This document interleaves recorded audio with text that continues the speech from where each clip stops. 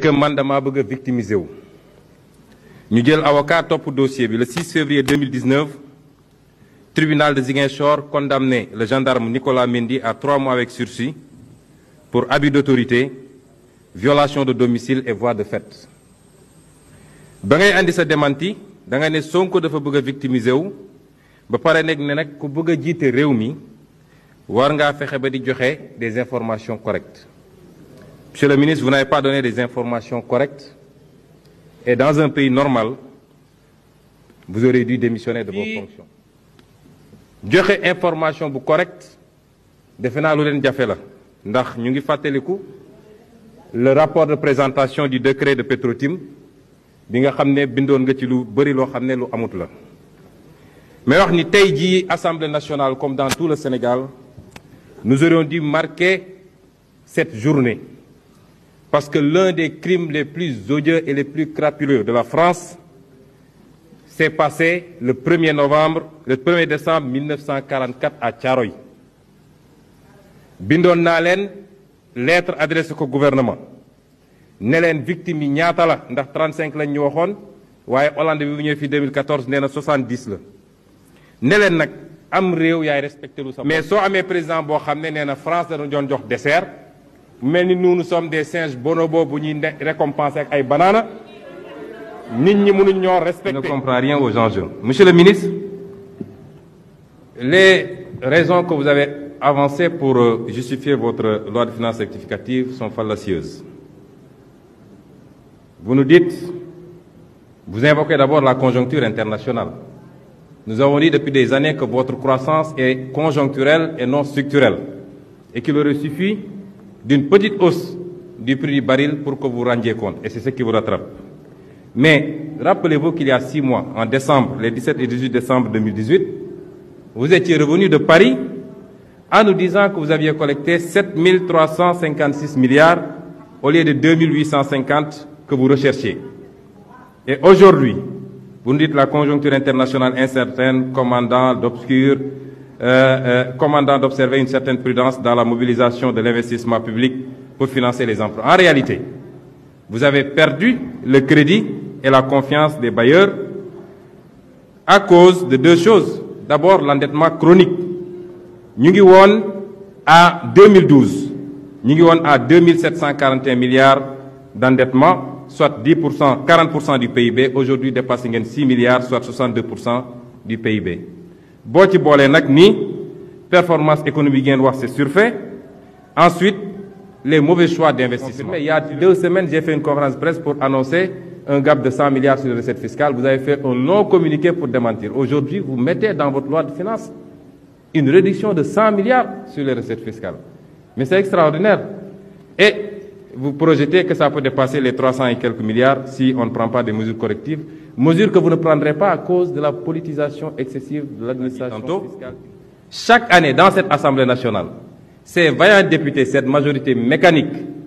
nga xam ne mun nañu toog di nelaw ba ñu ne voté jot na ñu yeere ne leen talal loxo sànq ñi ngi war a voté benn waaye ñi ngi yëkkati loxo moom ci biti la ne woon xamul lu ñuy wax borom koppati bi dafa dugg rek gis ñëpp yëkkati mu yëkkati. Kon si le budget voté n'est pas sincère, tous les projets qui y sont adossés ne seront pas réalisables. Où est votre terre que vous aviez inaugurée en grande pompe? Dites-moi où se trouve votre building administratif. wax leen ma ban étudiant mooy jàng université Amadou Mahtar Mbow wala université Saloum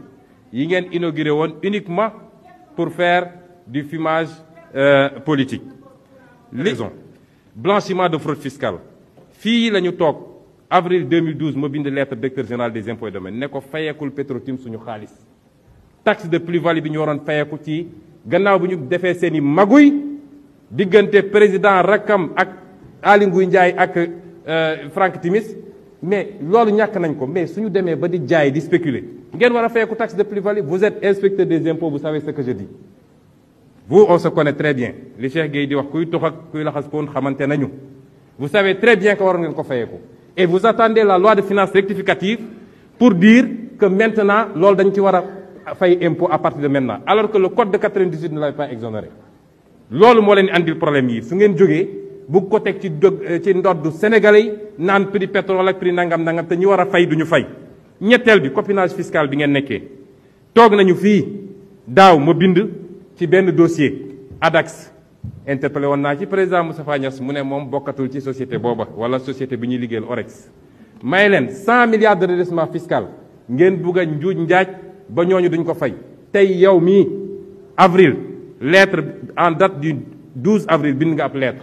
ne suspendre nga la perception de ces redressements fiscaux 100 milliards mooy déficit budgétaire bi ngeen am tey déficit fiscal bi ngeen am pourquoi multinationales yooyu ñëw fii fraude fiscale duñu fay ngeen bëgg Sénégalais yi di continuer di fay ay taxes de plus-value ci ceeb beeg ci diwlin beeg ci lu nekk foofu la problème bi nekk ñetteel bi wax naa la ko fii bi ngeen ko defee am na lettre boo jël fii en 2018 ne sànq ñi ngi tudd la fameuse taxe locale yow jël nga lettre keroog rek exonéré ci le secteur hôtelier du moins parce que Racine Sy seen xarit la wala seen militant la te day def lobbying nu ngeen buggee réew mi vous outrepassez vos propres compétences ñii di génn fii ci assemblée nationale bi xamuñu ni la loi fiscale est du domaine exclusif de l'assemblée nationale ministre amul droit daal di effacer dette fiscale et vous prenez vous des documents pour effacer la dette fiscale ayez le courage de dire la vérité aux Sénégalais seen cuune seen ñàkk bën ak seen ñàkk patriotisme ak dëng gi ngeen jiital ci seen gouvernance moo andi problème yi ci Sénégal et les Sénégalais vont souffrir parce que vous êtes incompétents mais les Sénégalais vont souffrir parce que cette frange du peuple pàccu Sénégal boobu bi nga xam ne xaalis bi ngeen di doon jëlee ci ñoom timis ak ñoom ñeneen ak ñeneen di ko jox ay 25 000 ak 20 000 pour ñu voteel leen ñooy doon les premières victimes de lii réew tappale du ko defar réew jub ak liggéey moo koy defar je vous remercie. keroog fii dama la interpellé ci lenn nga tontu say député tàccu la waaye yow li nga tontu xam nga ni loolu amut te maa ngi am fii benn arrêté boo xam ne yaa ko signé woon 2014 bi ngay nekk ministre du budget ci arrêté boobu da nga ne woon indemnité pour frais de téléphonie dañ koy imposer arrêté baa ngi nii soo ñëwaatee 2019 ne indemnité boobu duñ ko imposer ban Abdoulaye Daouda Diallo la ñu war a gëm wala la ñu war a comprendre ngeen ñu si ndax maa ngi nii ak lettre bi ngeen bind Île Maurice daal di dénoncer convention fiscale bi te li tax ngeen dénoncer ko mooy ba ngeen ko signé lépp luy entreprise minière wala pétrolière dañoo domicilier foofu pour bañ a fay impôt kon contradiction yi am seeni politique ak milliards yi muy perte loo Sénégal kenn xamul nu mu toll ñaareel bi mooy réew yooyu dañoo moom seen monnaie dañoo am seen monnaie am banque centrale boo xam ne